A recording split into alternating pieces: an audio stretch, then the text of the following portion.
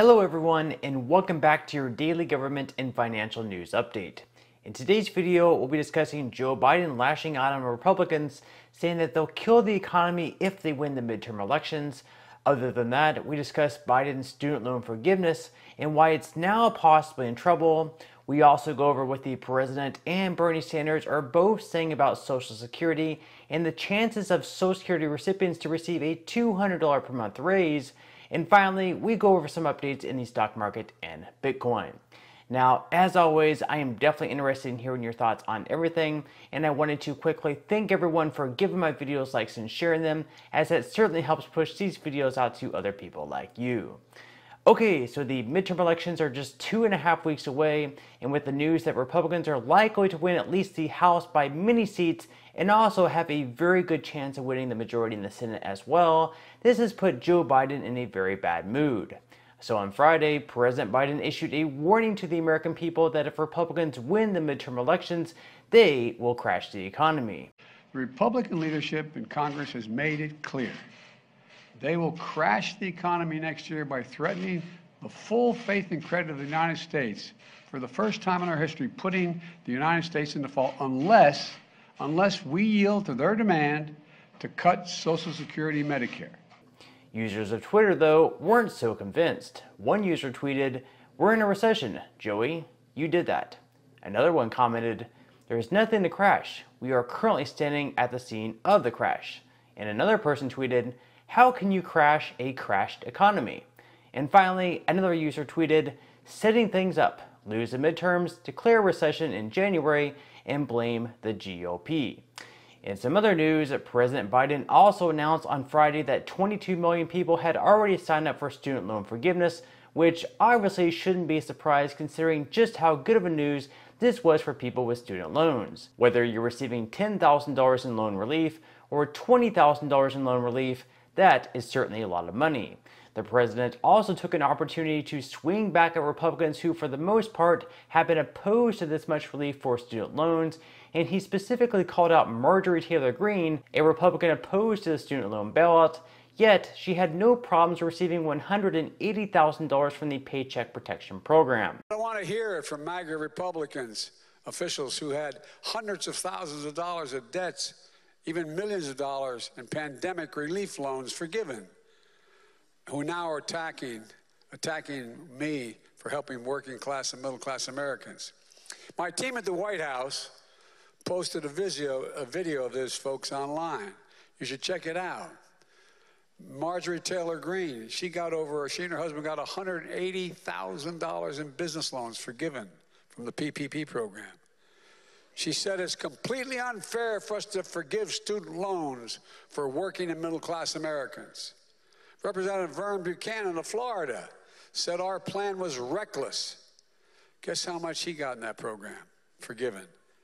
$2,300,000. This is not a joke. Can't make this stuff up. Republican governors wrote me a letter saying this relief only helps the elite few. Y'all know you're the elite few? I knew you were really special, but I know you're the elite few. I'm serious. Ted Cruz, the great senator from Texas, he said it's for slackers, quote, slackers who don't deserve relief. Who in the hell do they think they are? Of course, with all of these wealthy people getting bailed out through the Paycheck Protection Program, airlines getting bailed out, and banks getting bailed out, I do get the case that normal Americans should definitely receive something for a change as well. The problem is, how much do we target the bailouts and who all should receive them? For people who have a mortgage, should they have their homes paid for? Or perhaps if someone is renting, should we then pay for certain people's rent for an entire year? How about credit cards? Perhaps we should pay off some of the massive credit card debt that Americans have. Or maybe we could look at car loans instead and just pay those off. Those are all the questions that we can ponder on. Who all should be the ones receiving so-called bailouts from the federal government? One could even make the case that no one deserves a bailout, that if we decide to take out a debt, whether it be a mortgage, a car loan, a student loan, or even a credit card, we and we alone should be the ones taking responsibility to pay them off. Of course, in an unfortunate turn of events later on in the day on Friday, the federal appeals court actually temporarily blocked Biden's student loan forgiveness program, a move made after 6 Republican-led states appealed the decision. Now, it's hard saying whether or not Biden's decision will get reversed, as the states or someone personally has to claim they were personally impacted in a negative manner with the student loan forgiveness program. The Supreme Court can reverse student loan forgiveness simply because someone didn't think it was fair, so I would actually be pretty surprised if it does end up getting overturned in the end. Now, other than President Biden claiming that if Republicans take over the majority in the House and possibly the Senate, that they will kill the economy, he's also accusing them of ending Social Security and Medicare. In a tweet, he wrote, "You paid for your Social Security, every single paycheck from the time you started working. Republicans want to put it on the chopping block." Vermont Senator Bernie Sanders also took the time to jump on Republicans 2 weeks before the midterms, writing, "Republicans want to cut Medicare and Social Security. That's not just Bernie Sanders telling you that. Listen to them in their own words." We got to turn everything into discretionary spending so it's all evaluated so that we can fix problems or fix programs that are broken, that are going to be going bankrupt. An 11-point plan to rescue America. All federal legislation sunsets in 5 years. That would raise taxes on half of Americans and potentially sunset programs like Medicare, Medicaid, and Social Security. Now, one thing that I will say is that the vast majority of Republicans that I've seen absolutely do not want to end the Social Security program. The ones that do want to make some changes, such as perhaps making it so some people receive less money and can't get full retirement benefits until the age of 70, as Lindsey Graham has said, for example, are mainly saying that to make sure that the program stays solvent for a longer period of time. If this suddenly becomes one of the mainstream messages from the Republican Party, though, that they want to cut Social Security or lower benefits people receive, I have to say that it would be a very unpopular opinion, and not just among Democrat voters, but also among Republicans as well. Social Security is one entitlement program that no matter who you talk to, whether it's a Democrat voter, a Republican voter, or even an independent, it's really just quite popular. Plus, just imagine someone paying into the Social Security program their entire lives for their job, then all of a sudden they're told, you know, that money you were taxed on during the 40 years at your job, well, you're actually not going to be seeing any of that money back.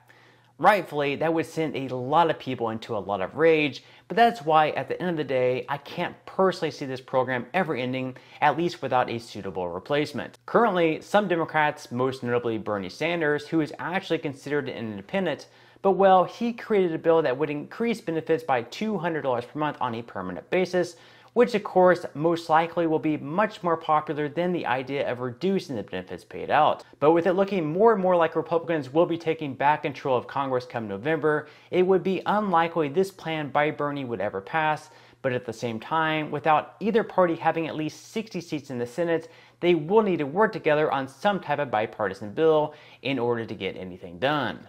What would be likely to happen if Republicans do take control of the House or even the Senate is absolutely nothing, mostly due to the fact that President Biden can veto anything they do pass to his desk, and most of the bills that do get passed to the Senate even won't have the 60 votes that they'll need to get through anyways. Now, in some money news, the stock market finished Friday off strong, having its best week since June, with the S&P 500 up by 2.37%, the Dow Jones in the green by 2.47%, and the Nasdaq also up by 2.31%. With September being one of the worst months this year in the market, it looks like we may finish the month of October slightly up in the green, but November, of course, could be slightly different, especially if the Fed decides to once again hike interest rates and the inflation report doesn't show any type of good news when it's released. Like the stock market, Bitcoin also saw a jump on Friday, climbing up by 0.65% and is now sitting once again back into the lower 19,000s. Now, with that said, if you would like to receive up to 12 free stocks and $5 worth of Bitcoin, in the comment section below, I will leave a link where you can receive just that from my partner in Webull. And even if you don't feel like investing at this time for whatever reason, once you receive the free stocks, what you can always do is just sell them for what they're worth and then transfer that money right back to your bank account. So in total, you should be receiving a value of at least $50 or more. Some people have actually received over $3,000 in the past, So really, you can think of that as just some free extra money with just a few minutes of work. But on that note, I'm going to go ahead and wrap up this video. If you enjoyed the content in today's video and you would like to see more like it, make sure to give this video a like. I would definitely appreciate it if you would. Subscribe to my channel and make sure to ring the notification bell. That way you will be the very first to be notified when I do release future videos. And until next time, I hope you have a wonderful rest of your day, and I'll see you in the next video.